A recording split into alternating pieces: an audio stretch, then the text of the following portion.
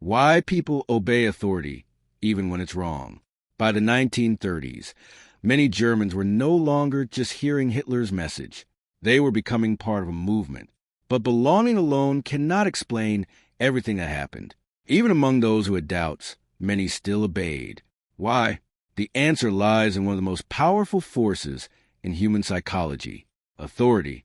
From childhood, we are taught to respect authority figures. Parents, teachers, police officers, government leaders.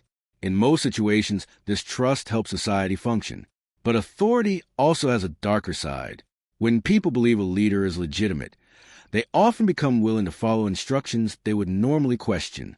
History has shown this again and again, and Nazi Germany was no exception. As Hitler's power grew, his authority became increasingly difficult to challenge.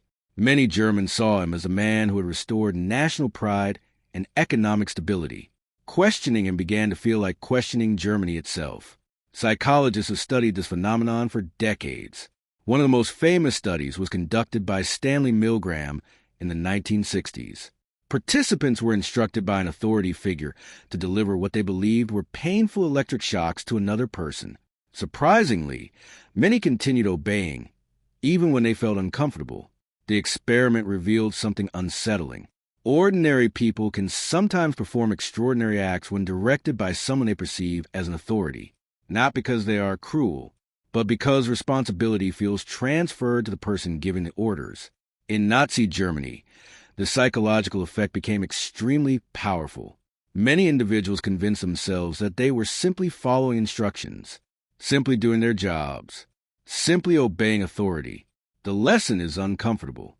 Most people like to believe they would always stand up against wrongdoing, but psychology suggests the answer may not be so simple. Under the right circumstances, authority can influence decisions in ways we rarely recognize. The story of Nazi Germany is not just about one leader. It is about understanding how ordinary people respond to power, pressure, and authority. And that is a question that remains relevant today.